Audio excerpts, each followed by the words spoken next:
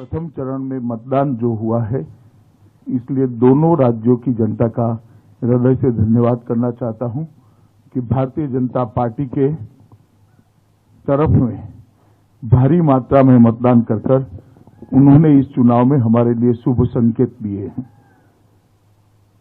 पश्चिम बंगाल में 84% से ज्यादा मतदान और आसाम में 79% से ज्यादा मतदान, ये मतदाताओं का भारी उत्साह बताता है। ये दोनों राज्य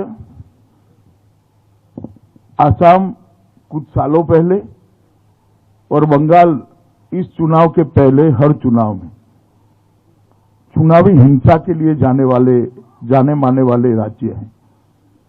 दोनों जगह मतदान शांतिपूर्ण हुआ है। एक भी व्यक्ति की जान कहीं पर नहीं गई है। मैं मानता हूं ये लोकतंत्र में आने वाले दिनों के लिए दोनों राज्यों के लिए शुभ संकेत है। मित्रों, दोनों राज्यों के कार्यकर्ता हमारे जो फील्ड में बूथ तक के पार्टी के प्रचार करने वाले प्रमुख लोग हैं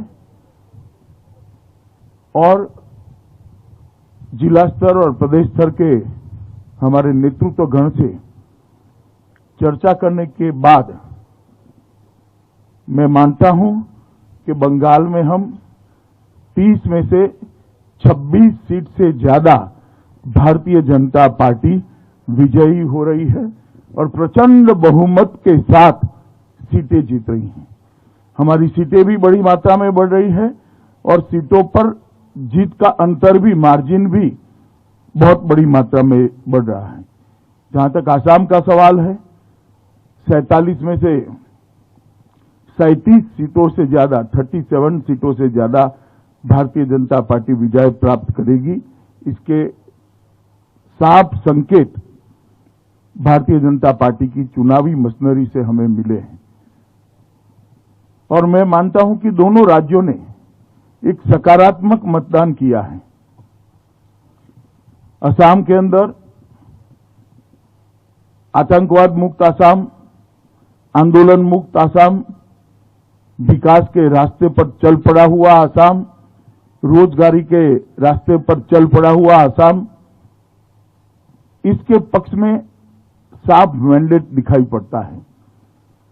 और असम के अंदर इसके साथ साथ बाढ़ मुक्त असम के भारतीय जनता पार्टी के वादे को भी बहुत बड़ा समर्थन मिला है। प्रधानमंत्री मोदी जी के नेतृत्व में असम के अंदर जो विकास हुआ है, वहां की हमारी सरकार, हमारे मुख्यमंत्री श्री सर्बानंद सोनोवाल और हेमंत विश्व शर्मा की जोड़ी ने जिस प्रकार से अभूतपूर्व विकास असम के अंदर किया है, इसको बड़ा जन समर्थन मिलता हुआ दिखाई पड़ता है।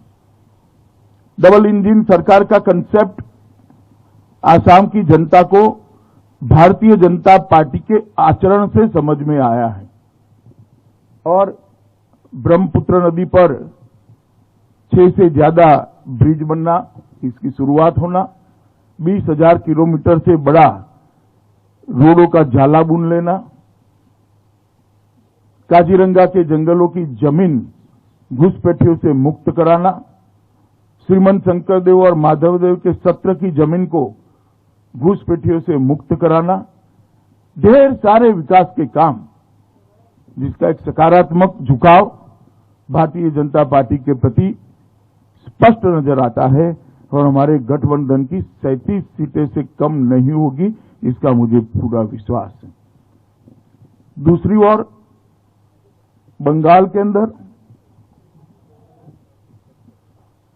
के अंदर जिस प्रकार का तुष्टीकरण का माहौल था, जिस प्रकार से बेरोक-टोक घुसपैठियों का घुसना चालू रहा, जिस प्रकार से पूरा बंगाल जन कल्याण के पैसे, सरकारी मशीनरी और सत्ताधारी पार्टी मिलकर हड़प करते रहे, भ्रष्टाचार की भेंट चढ़ गए, जिस प्रकार से अम्फान का रिलीफ रिहेबिलिटेशन हो या कोरोना के खिलाफ लड़ाई हो, जिस प्रकार से अव्यवस्था और अफरा तफरी देखी गई, और औद्योगिक विकास, महिला सुरक्षा, ये सब में घोर निराशा और हताशा बंगाल की जनता को प्राप्त हुई है।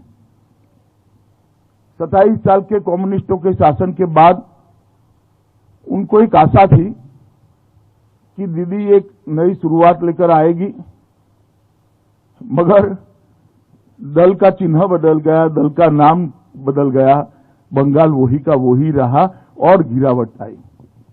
और उस वक्त मोदी जी के नेतृत्व में हमने जो सोनार बांग्ला का एक विजन दिया है, हमने बंगाल की जनता के मन में एक आशा की जोत जगाने में हम सफल रहे हैं कि अन्य राज्यों की तरह बंगाल भी सुजलाम सुफलाम हो सकता है, बंगाल भी विकसित हो सकता है, बंगाल के अंदर भी शांति हो सकती है, बंगाल के अंदर भी तुष्टीकरण से बगैर संविधान की योजना के तहत कोई सरकार चल सकती है, बंगाल के अंदर भी धार्मिक स्वतंत्रता सभी धर्मों के लोगों को मिल सकती है। ये सारे मुद्दों को बंगाल की जनता ने मोदी जी के प्रति अथाह प्रेम और अमिट आशा के साथ स्वीकारा है। जो कार्यकर्ता चुनाव के फील्ड में थे, सुबह सुबह थोड़ी दहशत थी कि हर बार की तरह गुंडे चुनाव को प्रभावित करेंगे, प्रदूषित करेंगे, परंतु मैं चुनाव आयोग को बधाई देना चाहता हूं कि बंगाल के अंदर शांतिपूर्ण चुनाव कराने में चुनाव आयोग को सफलता मिली है। आप सभी लोग भी जानते हैं, विगत कई सालों से बंगाल के अंदर चुनाव में हिंसा आम हो गई थी। आप लोगों ने उसको कवर करना भी छोड़ दिया था, क्योंकि आप समझते थे वो तो होना ही है। ये पहला चुनाव सालों के बाद हो रहा है जहां एक भी व्यक्ति के मरे बगैर, एक भी बम फटे बगैर, एक भी गोली चले बगैर, एक भी बूथ में रीपोलिंग हुए बगैर बंगाल का चुनाव हो रहा है। मैं मानता हूं ये बहुत शुभ संकेत है। बंगाल की महिलाओं का भी मैं विशेष आभार प्रकट करना चाहता हूं, क्योंकि महिलाओं ने बढ़ चढ़कर भारतीय जनता पार्टी के पक्ष में मतदान किया है। और मैं मानता हूं कि प्रथम चरण में 26 सीटों से जो शुरुआत हुई है, हमारे लक्ष्य 200 पार को सिद्ध करने में हमें बड़ी सरलता रहेगी।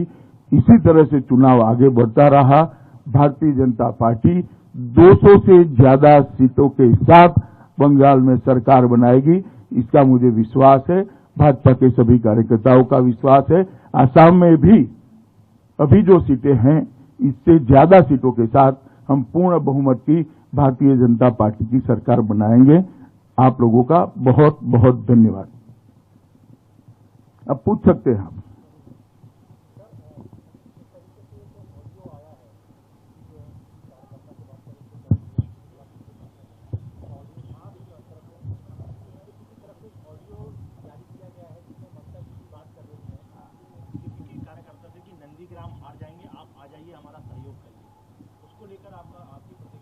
मेरी कोई प्रतिक्रिया नहीं हो सकती। हर एक को अधिकार है अपना समर्थन जुटाने का। ममता जी भी जुटा रही है, इसमें क्या है?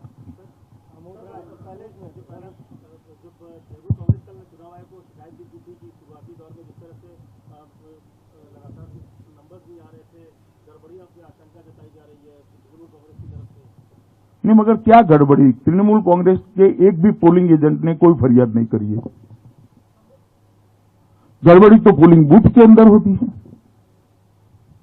गड़बड़ी नहीं हुई वो उनकी कंप्लेन है, मगर वो अच्छे से बोल नहीं पाते हैं, कि बोलने में थोड़ा संकोच होता है कि इस बार हम गड़बड़ी नहीं कर पाए हैं, यही कंप्लेन है उनका।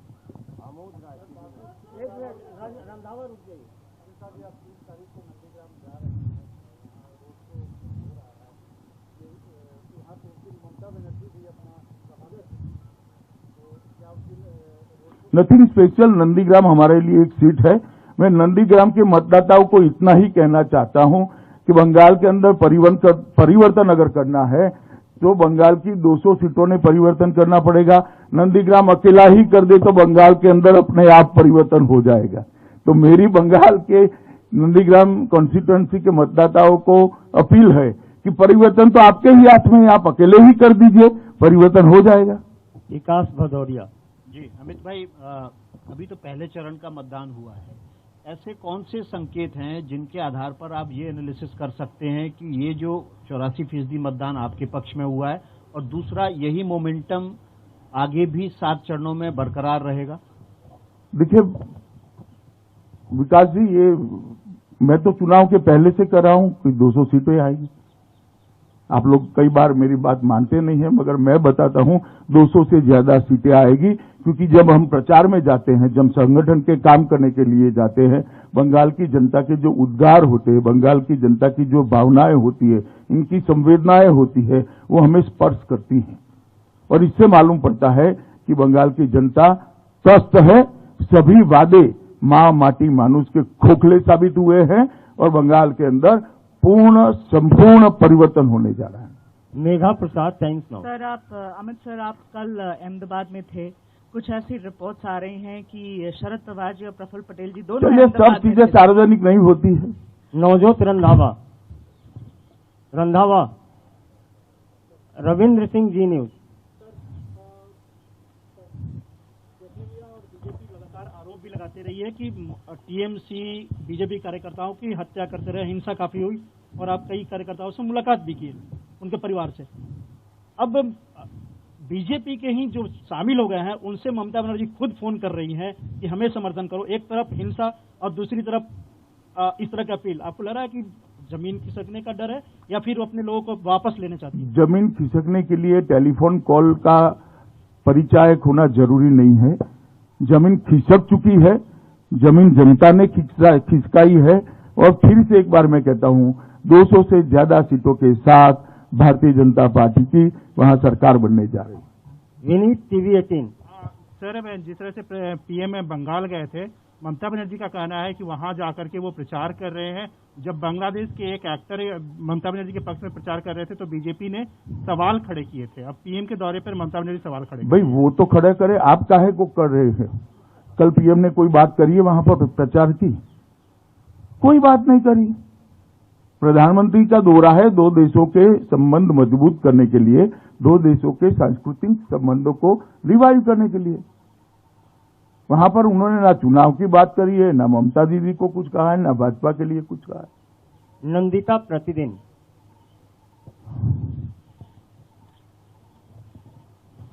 तृणमूल कांग्रेस बार बार आरोप लगा रही है कि आप लोग ईसी को कंट्रोल कर रहे हैं। इस संदर्भ में कल उन्होंने एक टेप भी निकाला है जिसमें आपके 2 नेता बात कर रहे हैं और वो लोग डिमांड है कि उसमें जो बातचीत हुई है उसी बेसिस में ईसी ने स्टेप्स लिए हैं। ऐसा है, ये बातचीत को जरा ध्यान से सुनिए। मुझे लगता है आपको ममता जी का आरोप ब्रह्म वाक्य लगता है, ध्यान से सुना नहीं है। इसमें हमारे 2 नेता बात कर रहे हैं, इतनी जगह पे हमने ट्रांसफर के लिए डिमांड करनी पड़ी। ये डिमांड तो हमने राइटिंग में रखी है, इसमें टैप की जरूरत नहीं है। ब्लैक एंड व्हाइट में लिख कर दिया है। एक नेता दूर थे, दूसरे नेता हेडक्वार्टर पे थे, वो फीडबैक दे रहे हैं कि ये कॉन्स्टिट्यूएंसी के लिए भी कंप्लेन करो, इनके भी ट्रांसफर के लिए कहो। तो इसमें क्या कोई गोपनीय बात है ही नहीं। सवाल इसमें से होता है फोन किसने टैप किया, जो आप नहीं उठाते हो और शायद अब भी नहीं उठाएंगी नंदिता जी आप, कि फोन किसने टैप किया वो सार्वजनिक करो जरा।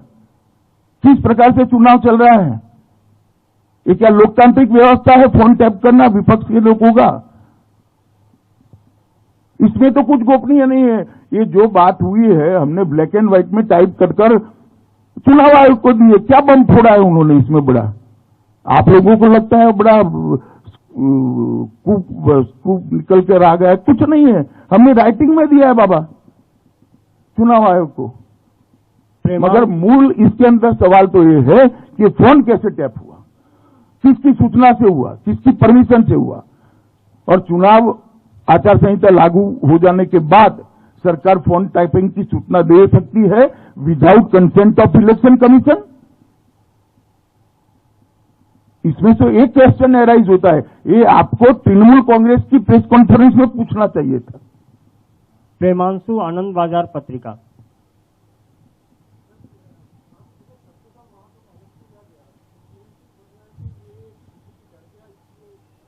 वहां चुनाव समाप्त हो चुका है, आपको इन्फॉर्मेशन नहीं है। कल चुनाव पैक हो चुका है, कल तक चक्रधर महतो ओपन थे।